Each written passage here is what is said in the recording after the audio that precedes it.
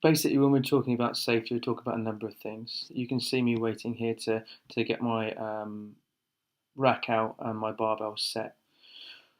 Same for any other piece of equipment in the gym. You need to make sure that the space is safe. You need to familiarise yourself with the equipment that's applied to the deadlift, the squat, the bench press, any of those areas. I'm checking the area to make sure that it's nice and safe, making sure that all the equipment is stable and ready to work.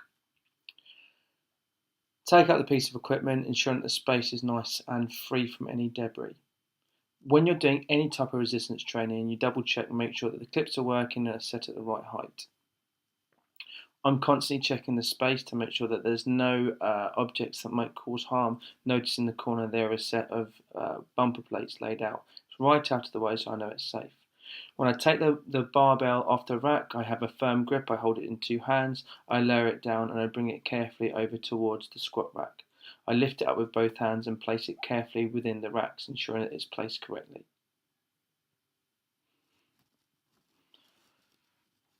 When I get ready to set to do any movement, I make sure that I'm maintaining a neutral spine with a slight round in the lower back. When I'm putting on the bumper plates, I make sure I'm picking up those bumper plates with two hands, okay, and I'm bending my knees appropriately as I'm picking up the weights. Notice my back is not rounded. It will not be rounded in the deadlift. It will not be rounded in the squat, and it will not be rounded in any other weightlifting movement. Another thing to ensure that you put clips on your apparatus. Same thing for the deadlift, same thing for bench press, same thing for the squat. Clips are really important because, as you'll notice, the floor here is quite spongy, and when I unwrap the bar, you might see at some points it being slightly wonky. I take one last check at the area to make sure it's nice and safe, and then I move forward, placing the bar on the upper part of my traps because this is a high bar back squat. I try and keep my chest as upright as possible, brace my thoracic area, and keep, like I said, a normal lumbar curve. My feet are about shoulder width apart. My feet are slightly turned out. You can have them straight forward if you wish. I push my knees out forcefully to create an opening in which I can squat to. When I'm squatting, I use a thumbless grip. The UK suggests that's the best way to squat. In case you need to fail that lift, you can quickly let go of the bar and it rolls out of your hands.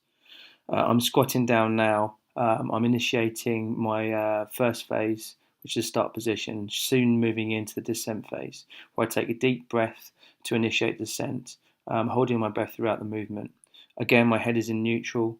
My hip knee in action must work simultaneously in order for me to maintain an upright position. Again, my lumbar curve is kept at all times, and my knees track over my toes.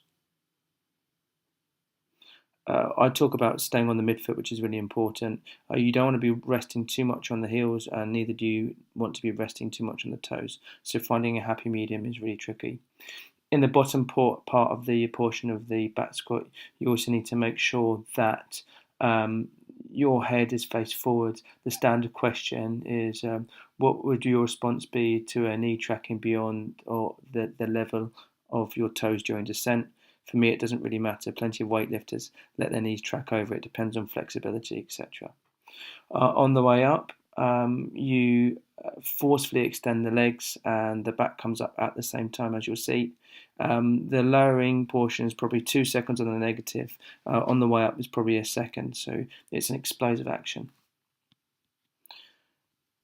Here you can see me performing the same movement, slow on the way down, the eccentric, and I will pause for a little bit so you can see that my knees are tracking over my toes and I'll explode up. Like I said, I'm using a thumbless grip in case I have to fail. When I fail, I can't get up, I jump forward slightly and the bar drops safely behind me. That is how you fail a lift. It's important to note that there are 3 different types of grip for the deadlift. You can have the hook grip, you can have the alternating grip, or you can have the double overhand grip. Okay, the difference between a conventional deadlift and a sumo deadlift is that in a conventional deadlift, your feet are hip width apart or slightly narrower. As you can see, the bar is very close to my shins. A good deadlifter will scrape the bar up their shins. You'll see a little bit of blood during that action. My back is straight, exactly the same rules apply, slight curve in the lumbar spine. My eyes are slightly facing downwards, but most of the time you want to have a neutral head. It's important at the top of the deadlift you don't overarch your back or overextend your back. You want to maintain a neutral spine at all times. When you're deadlifting, when you reach a point when you can no longer lift that weight, you drop it immediately whilst maintaining a straight back at all times. So what I do is I position the dumbbells on my thighs and I lift my knees up simultaneously or independently to get the dumbbells to my shoulders. Once they're on my shoulders, I take a deep breath, brace my stomach, uh, lift my chest up and squeeze my muscles in my mid-back. I slowly press the weight above my head in a controlled manner, pausing briefly at the top, then returning in a very controlled manner as well. I make sure that when I'm pressing with my shoulders and my triceps, and I'm making sure that the dumbbells are going up evenly and coming down in a controlled manner also. When I'm finished, I gently position the dumbbells on my thighs. At no times do I consider dropping the weights. Okay, so a lunge involves basically stepping forward. Your feet are at hip width apart, and you step forward, bending your front knee to 90 degrees and your back knee gently kissing the floor. You want to maintain a vertical shin angle on that front leg, and you want to push back on that front leg and then swap over and repeat on the other side. Um, You can do it repetitively. Make sure that you're alternating your arms. So when you step down on the right leg, your left arm moves, and vice versa. It's good for balance, good for coordination. Make sure that there are no knee valgus or anything untoward happening with the lower body. Make sure that the trunk is as vertical as possible, so the athlete isn't leaning too far forward. Just like all the other movements, make sure that there's a nice straight back and a appropriate lumbar curve. Hands shoulder width apart. Make sure you're holding a hollow position, squeezing those glutes. Make sure that your head, your shoulders, your hips, your knees, and your ankle are all in alignment and you're maintaining a neutral spine.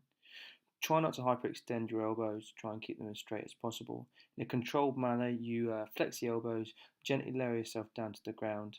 Some people stop at 90 degrees, but I say get as close to the floor with your chest as you can.